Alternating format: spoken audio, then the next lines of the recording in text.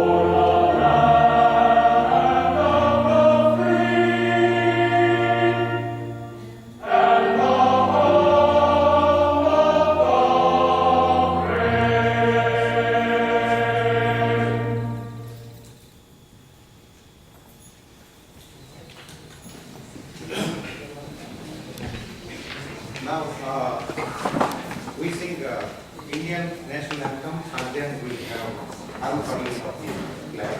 We now going to sing Indian National Anthem. Okay. So should I hold this or? Okay, it's okay. Record it. No problem. Cheers. जनगणमनाधिनायक जय हे भारत भाग्य विधाता पंजाब सिंध गुजरात मराठा द्राविड उत्कल बंगा विंध्य हिमाचल यमुना गंगा उच्चल जलधि तरंगा तव शुभ नामे जागे तव शुभ आशीष मागे गाहे तव जय गाथा जनगण मंगलदायक जय हे भारत भाग्य विधाता जय हे जय हे जय हे जय जय जय जय हे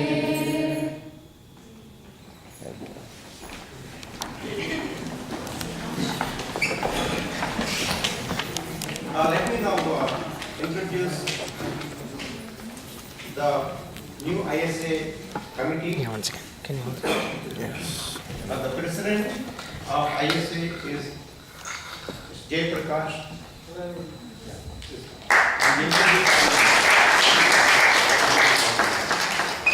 Hello everyone. Now I would like to introduce my new ISC team here.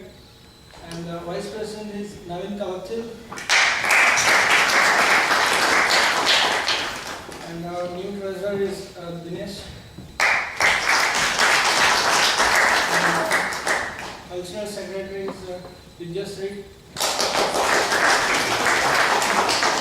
And the Transportation Coordinator is Viresh.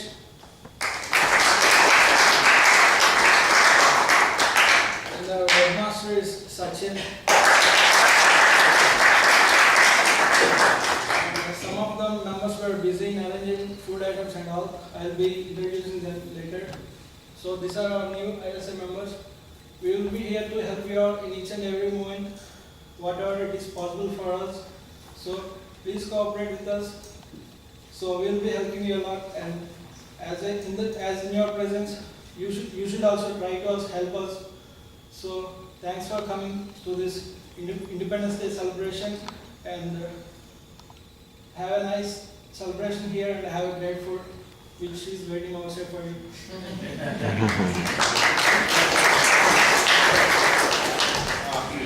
I would like to invite, by the way, I am Professor Satya Saraitam, and I am the faculty advisor to Indian Student Association. And these students, they do a good job, and I take the credit. I would like to invite our Associate Provost, S.P. Mehta, to come over here and unfurl our Indian flag on this 68th Independence Day, and then speak a few words. Please welcome.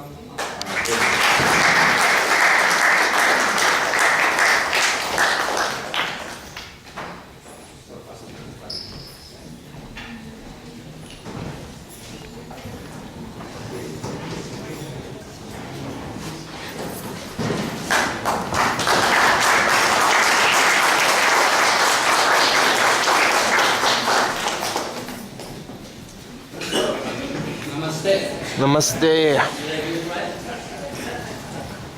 Thank you so much for inviting me today to this wonderful occasion, celebrating 68th Independence Day of the largest democracy in the world. 67 years ago, a very long struggle and a very long fight for independence and peaceful resistance ended in independence of that country. The nature of that resistance has been and continues to be an inspiration and also a model for peaceful resistance and how powerful and effective peaceful resistance can be. And that's something that needs to be followed and emulated by many independence movements across the world. So on behalf of the Provost Office, I would like to congratulate people of India in general and the UMass Dartmouth Indian community in particular for this wonderful I want the Indian flag to be there. Also, I'd like to particularly thank the Indian Student Association and the faculty advisor, Satya, for organizing this event. But organizing this event is not the only thing they do, and I had the pleasure of interacting with some of them and witnessing the type of services that they do in furthering the strategic goals of the university, particularly the very tight and supportive structure they have in supporting each other academically, particularly for those students who are coming to the United States for the first time. I have been overseeing the IIT Research Exchange Program, Summer Exchange Program.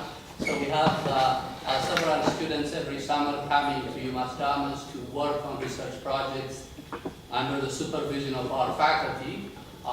And the type of support that I saw offered and given by our current students was just remarkable, including just transporting them to and from the airport and giving them academic support as well as hosting them in their own apartments. And that actually made me relive my own graduate student experience when I first came to the United States. And that kind of critical support, especially during the first couple of weeks of your arrival in a different culture, different environment, is something that you never forget. So I would encourage the Indian Student Association to continue to do that. So you're not just supporting Indian graduate students, you are furthering the mission of the university to be student-centered environment. So thank you so much. Thank you, Satya, also for inviting me. And again, congratulations on your Independence Day. Thank you.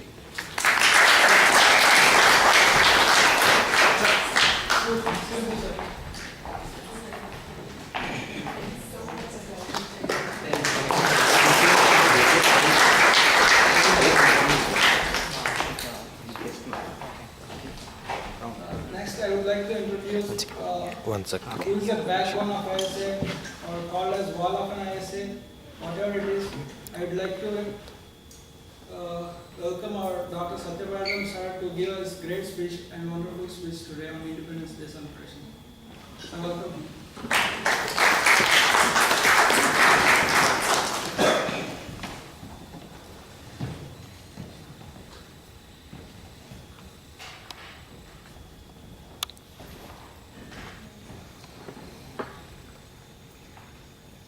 you can take the audience.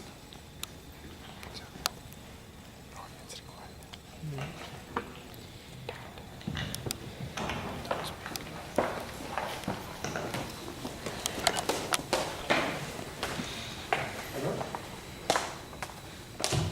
Hello? Is it working? Yeah. Okay. Thank you very much for his compliment. I'm not going to give a wonderful speech. I'm going to give a brief speech. I'm not a good orator. Actually, we celebrate Indian Independence Day. And why should we care? It's 68 years now have passed that we got independence. Why should we care? The question that is tossed up in my mind. And if you see the Free India as the world's largest democracy, plays an important role in the world. And it provided opportunities for you means I mean we, our parents, grandparents to come abroad. We got I guess you freedom. know better. And that is the reason why we are here today. No, you don't have to do that. So, had we not got freedom, we would not have been here today. And we would have been there in India under British rule. Or even if I were to be here, you were to be here today, we would have been representing British, not India. So we owe a lot to the people who sacrificed their lives. And so this is a day where we need to pay homage to all those who sacrificed their lives. Last year and the year before last year, I had a presentation where I highlighted the contribution of the great people, well-known people in the top 10, like Mahatma Gandhi, Vallabhbhai Patel, Bhagat Singh, Maulana Abdul Kalam Azad, and Chandrasekhar Azad, all these. Now, I want to throw a brief light on these, and also today I want to present before you so many freedom fighters about whom little is known. I want to bring highlight of those people, unsung freedom fighters, just briefly. And this is only part, and next year I'll continue again. It's like a continuous process. There are so many people who sacrifice their lives. So in my speech of around 15-20 minutes, I would limit my speech to these unsung heroes and women fighters, so on. If you see the history, I just wanted to go briefly. Battle of Plassey, well known, that is the first one, where the first one, this is the starting point of British rule, where the Nawab actually was being bribed and did not allow their own troops to fight against the British, and that is where we lost our first battle. Then the freedom struggle started with 1857 Sepoy Mutiny, and many people do not know that there was some sporadic events and incidents even well before Lakshmi Bai's Sepoy Mutiny of 1857. Between 1750 to 1850, so many people sacrificed. In my speech, you can see those in this little presentation. And now, this is where you can see that Mahatma Gandhi is great inspiration. And Swami, there are some people like Swami Vivekananda, Sri Aurobindo, then Bankim Chatterjee, Tagore. These people, they played a vital role, not only in terms of having non-violence movement, also by bringing some kind of spiritual awareness in the minds of the people to go to fight for the freedom. And these are the great people, that you can see: Gandhi, Nehru, and then Vallabhbhai Patel, Bhagat Singh, Azad, Subhash Chandra Bose, and you can see the outcome of the wars and all these Mahatma Gandhi. This is the small item from the Quit India movement, where people joined together. This is what Jhansi Lakshmibai was starting point, in 1857, where she was not exactly the first woman who fought. There were some women too, but she was being brought to the limelight. And this really, she created a platform for open violence against British. And Bhagat Singh, as we know very well, that he at a very young age, he was instrumental in battling the Britishers, and then he was hanged along with two of his colleagues. And this is Jallian. How many of you are aware of Jallianwala Bagh massacre? Everybody. Where is it located? Amritsar. Just 2 furlongs away, half a mile away from Amritsar Temple, Golden Temple, Jallianwala Bagh. It was a circular building where General Dyer gave how many rounds? I don't remember. So many rounds. Some time back I visited Jallianwala Bagh. I was into tears. It was a circular park, and there is only one way to enter. There is no way to go out. And they gave directions to kill the people from 4 different ways, and then it was a congregation. There was no violence. They just went for a meeting, and everybody was killed. And General Dyer was later on called by British, and then he was asked to explain, and he was explained. It was a brutal, even they acknowledged it was brutal. And this actually, the Jallianwala Bagh massacre, raised eyes of many people who joined the freedom struggle. But I'm going to talk about this. Vallabhbhai Patel is the deputy prime minister of India when we got independence, and he was the one who is instrumental in merging all the union territories, into Indian Union. There are so many princely states, they didn't want to get engaged into this, and he was instrumental in that. Subhash Chandra Bose, he is the one totally on the other side of Gandhi, that totally, he said, well, you have to fight. If somebody is attacking with a gun, you cannot open the chest like Patel opened the chest, Iron Man of India. And you cannot do that because they can kill you. And he said, no, I have to retaliate with weaponry. And then he said only one thing. You give me blood, I will give you freedom. तुम मुझे खून दो, मैं तुम्हें आजादी दूंगा. तुम खून means blood. You give me blood, I will give you freedom. Tilak, he was actually, Swaraj is my birthright. Said, freedom is my birthright, and I will have it one day. Gandhi, father of a nation. Everybody is aware of him, and he is great. One of the simplest persons, India has ever produced. Barrister at law, he was educated, very well educated. But see the simple clothing and very down to earth style of living and all that. Later on, one of the speakers is going to throw light on this, how it happened and all that. Gokhale, he was actually, like a guru, political guru of Mahatma Gandhi. Pandit Nehru, he was another prominent person from Motilal. It's a rich family. Motilal Nehru was a rich person. He didn't have to join the freedom struggle. He could have lived happy. And very rich man. Even now, if you go to New Delhi, go to Nehru house, his own house, very big palace, Right opposite, west of Rashtrapati Bhavan, you can see the Rashtrapati Bhavan, President's house, from his house, which is about 2 miles from there. Open road, and it's very big, very rich. But he joined freedom struggle because he wanted to have freedom. Chandrasekhar Azad. How many of you know what his real name is? Chandrasekhar Tiwari. And he was named Azad. Azad means freedom. When he was caught, then the magistrate asked him, what is your name? He said, my name is Azad. Azad means freedom. And where are you going to stay? I'm going to stay in jail. Prison, because they're going to put me in prison. And he was another great freedom fighter. Maulana Abdul Kalam Azad. He was the one, how many of you know that we got so many IITs in Delhi and so many engineers the IITs produce and they are here. Maulana Abdul Kalam is the one who went against even Muhammad Ali Jinnah, and he said, well, I am with India, I am here. And he is the one who started University Grants Commission. I'm sorry.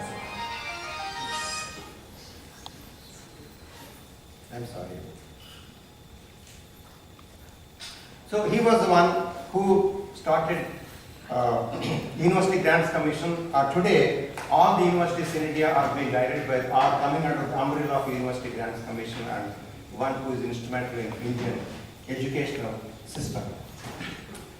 Now, here is a question. Who unfurled Indian flag in foreign country? This is Madam Kama. These are the new items which I am going to present today. Madam Kama, because in Delhi, if you see that there is one place called Bikaji Kama place, named after her. She is the one in Germany. She unfurled national flag. And if you see the flag, it has a moon on one side, sun on this side.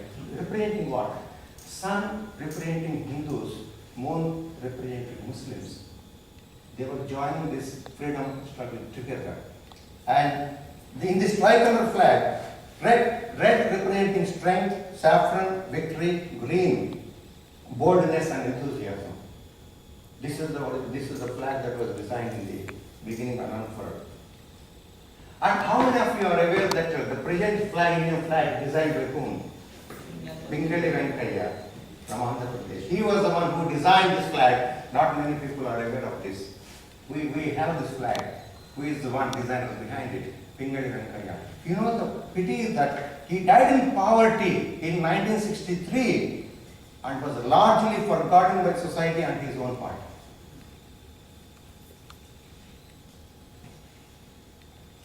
And we know that Vijayalakshmi Pandit is another great freedom fighter, and she was also first woman president of United Nations State Assembly, Nations General Assembly, and actually sister of Pandit Nehru.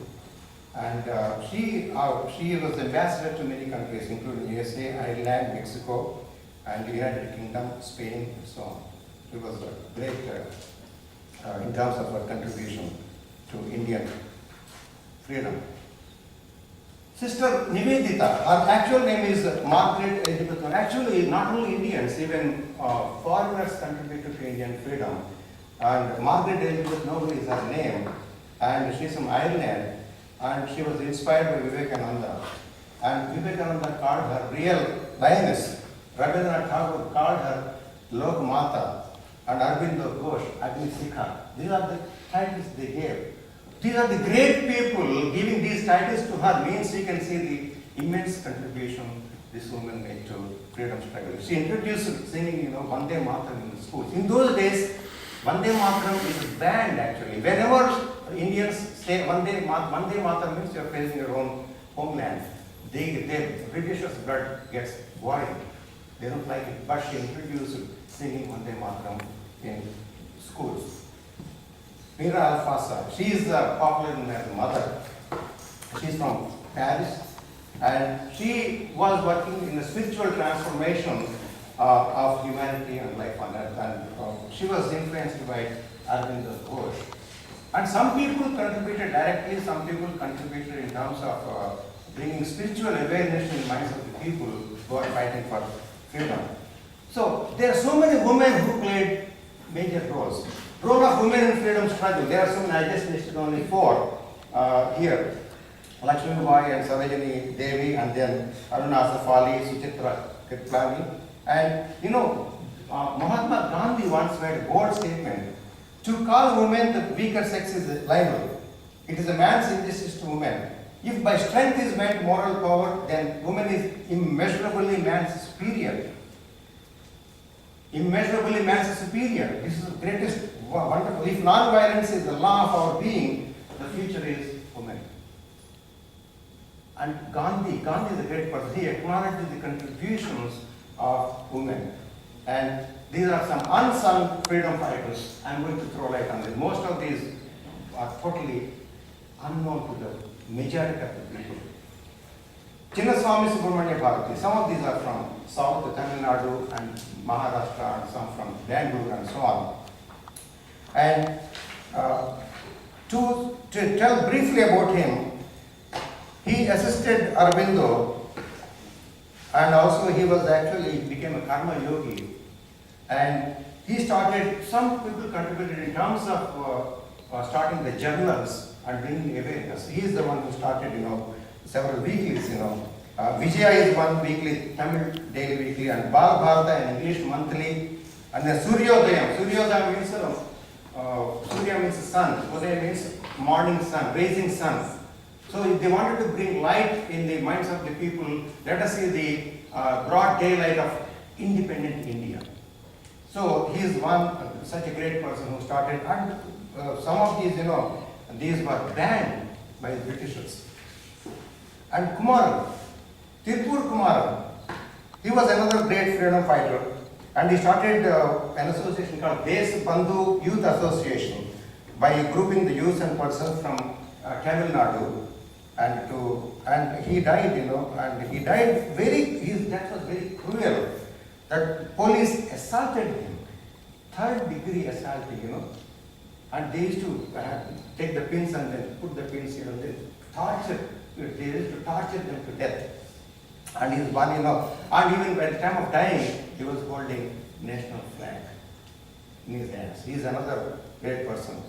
Veeramangai Velinachiyar.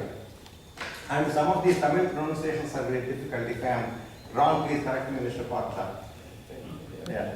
Veeramangai Velinachiyar, right? Yes. Yeah, Velinachiyar. She is the one actually. She is also labeled as Joan of Arc. I think most of the people know Joan of Arc, right? And in 1770, this was before 1857 Sepoy Mutiny. Britishers invaded her kingdom, and she lost her daughter and also husband in the battle. And then she wanted to take revenge. She recaptured, there is one Sivaganga Samsthan. Samsthan means area, like kingdom. And then with the help of Hyder Ali, she took the help of Hyder Ali, and then she again crowned as the queen of the Sivaganga region. And she was the first queen who raised the revolt against the British emperor. And she won. She won. She did not lose the battle, she won. Vanchinathan, he was another great contributor, and he assassinated actually the district collector in that area. And as before that, he knew very well that he is going to die or he is going to commit suicide. Then he made a bold statement: "I will kill Ashe, whose arrival here is to celebrate the crowning of King George in his glorious land, which was once ruled by great Samrat." Samrat means emperors, kings. "This I do to make them understand the fate of those who cherished thought of enslaving this sacred land." And later on, of course, he committed suicide. After killing him, he committed suicide, because there is no point in getting captured and getting tortured and died and all that. He's the one we should pay homage to again. Veerapandya Pattabrahman. I think most of the people from Tamil Nadu are fully aware of him and his contributions. And he was the one, he fought because he didn't want to pay taxes on the land, and he was a king actually. He fought with the Britishers, and then he was captured by the British and hanged. He revolted against British and he was hanged. V.O. Chidambaram Pillai. You can count the number 6, 7 like this, soon we are coming to an end.